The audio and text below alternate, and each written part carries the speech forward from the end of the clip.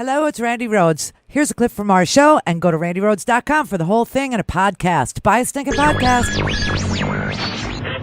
Mary had a little man. The fall. We believe that all men are created equal. To the magnificent mosaic that is America. From radio beacon to radio beacon. I have a dream today. Change has come to America. Believe me. Knock, knock.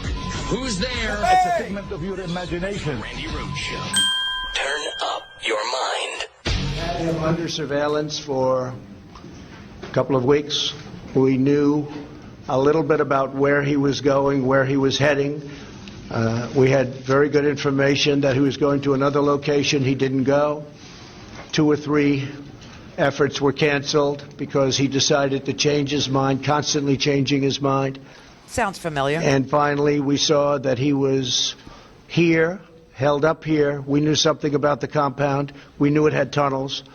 The tunnels were dead end for the most part. There was one we think that wasn't, but we had that covered too, just in case.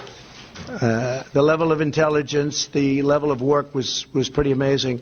When we landed with 8 helicopters, a large crew of brilliant fighters ran out of those helicopters and blew holes into the side of the building, not wanting to go through the main door because that was booby-trapped.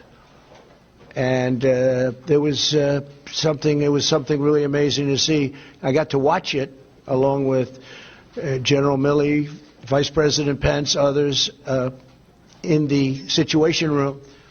And we watched it so clearly. So clearly. How did you watch it? Well, I don't want to say how, but we had absolutely perfect, as though you were watching a movie. It was that and the technology there alone is really great. Okay, he watched it from a surveillance overflight. Okay, he did. These guys didn't, as far as we know, did not wear body cameras. There was a dog that was injured in the raid. That dog was not wearing a body camera. I don't know what he's talking about there. But here's the real story, okay? So one of the wives of al-Baghdadi with a courier escaped, okay? She escaped. And she was arrested and questioned, actually interrogated. And the information that she gave to the Iraqi and Syrian Kurds was how we knew any of that. That's how we knew any of that. Iraqi and Kurdish intelligence officials were able to identify precisely the whereabouts of this sociopathic, psychotic. I mean, this guy is one of the ugliest human beings. I do hope he's dead. The world would be much better off without him. He is a sicko. He has burned people alive and recorded it, Canadians. He has beheaded a journalist from the United States on film. He literally was taking girls and selling them to be raped repeatedly. I mean, he was the sickest. Even Al-Qaeda did not approve of what al-Baghdadi was doing, which is why it was so strange that he was in Al-Qaeda-held territory. And so if you think that George Bush got rid of Al-Qaeda with his surge, you're wrong.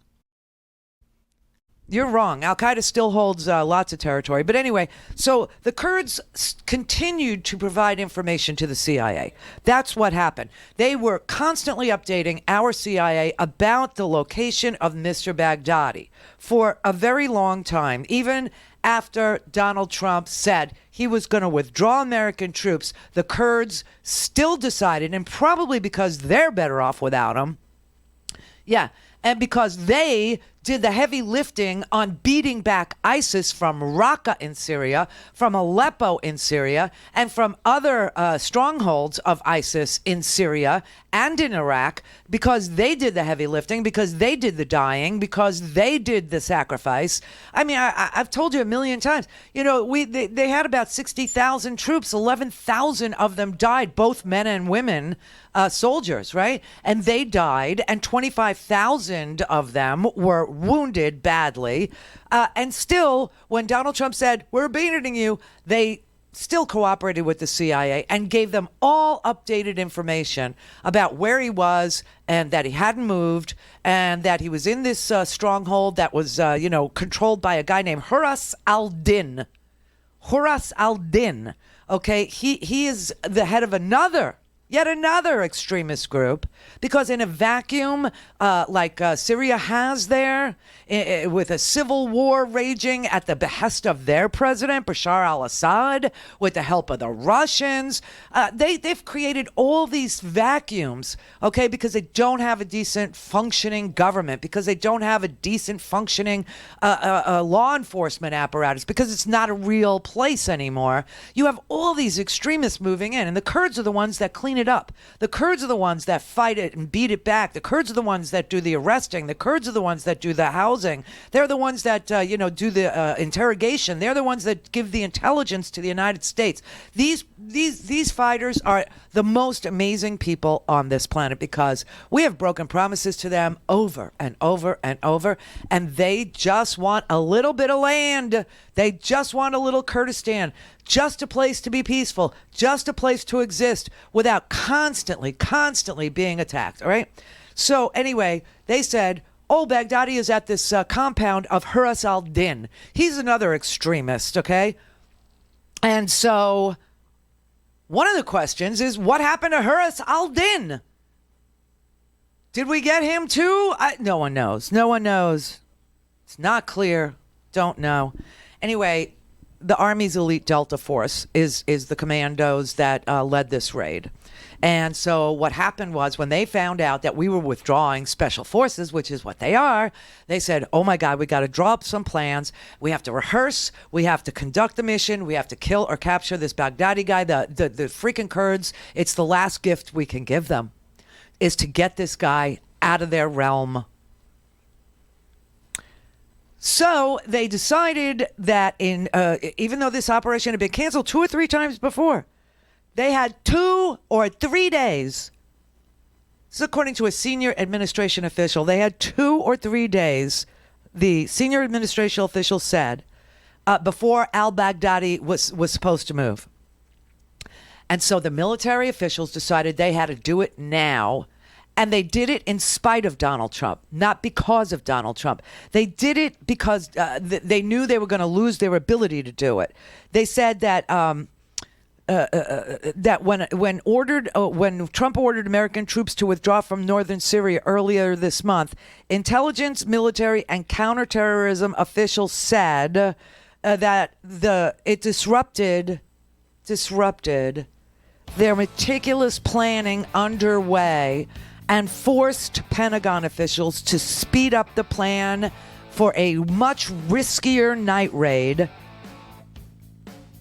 before their ability to control their own troops, to control their own reconnaissance guys, to control the spying that was going on, and before their reconnaissance aircraft disappeared with the pullout. They said that Mr. al-Baghdadi's death in the raid on Saturday, they said, occurred largely in spite of and not because of Donald Trump. So that's the real truth about what the operators on the ground were saying and why they had to do it so quickly and in spite of him. Clear for RandiRhodes.com for the whole thing and a podcast. Buy a stinking podcast.